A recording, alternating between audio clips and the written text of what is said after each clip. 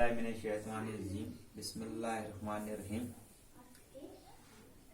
My dear students, अस्सलाम वालेकुम। My self Parvez Ahmad, teacher, UPS Dragad, zone Chhamkot. Today our topic is water. बच्चों, जो आज का टॉपिक हमारा है वो वाटर पे है। आज हम पढ़ेंगे वाटर पे। तो बच्चों, वाटर तो आपको मालूम है किसे कहते हैं? पानी को।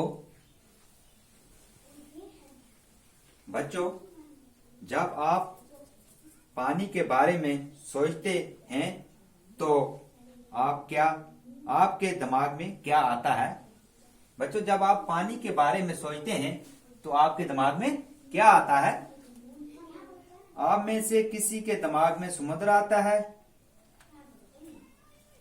आप में से किसी के दिमाग में समुद्र आता है, किसी के दिमाग में दरिया आता है, किसी के दिमाग में झील आती है, किसी के दिमाग में चश्मा आता है, किसी के दिमाग में बर्फ आती है, किसी के दिमाग में पानी आता है।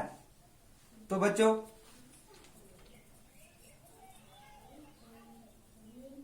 जैसे कि आप सबको पता है कि दरिया हो या समुंदर, दरिया हो या समुंदर,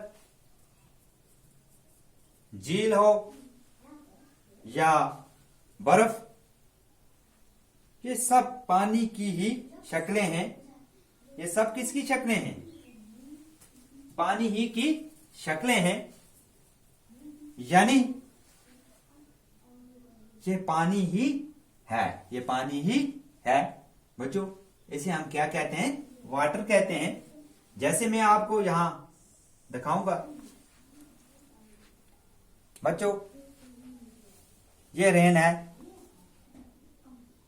आपको मालूम है जब बारिश होती है तो वो किसकी शक्ल में होती है? पानी की ही शक्ल, एक पानी ही की शक्ल में होती है। दरिया है, ये किसकी शक्ल है? पानी ही की शक्ल में होता है। लेक्स, झील, बर्फ, स्नो, समुंदर, ये तमाम जो शक्लें हैं ये पानी ही की शक्लें हैं, यानी ये पानी ही है। तो बच्चों, अब हम पढ़ेंगे water cycle. The process by which water continues change its form and circulate between sea atmosphere and land is known as water cycle। तो बच्चों, मैं आपको बताता हूं कि वाटर साइकिल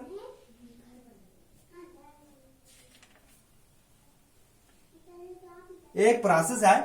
वाटर साइकिल क्या है? जो वाटर साइकिल है ये एक प्रोसेस है, यानी जिससे पानी अपनी लगातार शक्ल बदलता रहता है। जैसे कि पानी अपनी लगातार शक्ल बदलता रहता है, इसे हम क्या कहते हैं? Water cycle. तो बच्चों, उसके बाद the sun heat causes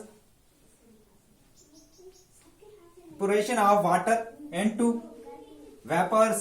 When the water vapors cools down, it condenses and form clouds. From there, it may fall on the land or sea in the form of rain or snow। तो बच्चों, ये हमारा सूरज है, for example ये सूरज है, ये दरिया है। जब सूरज की किरणें दरिया पे पड़ती हैं या समुद्र में पड़ती हैं तो वहां से बहाव उठते हैं, तो वो किसकी तरफ जाते हैं? आसमान की तरफ जाते हैं। जब ऊपर जाके ये ठंडे हो जाते हैं,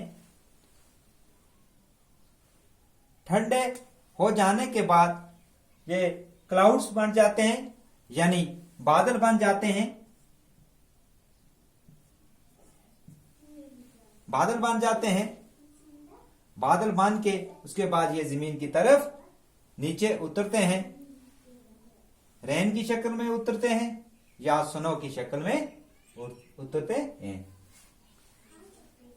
तो फिर सन की जो किरणें हैं ये पानी पे पड़ती हैं,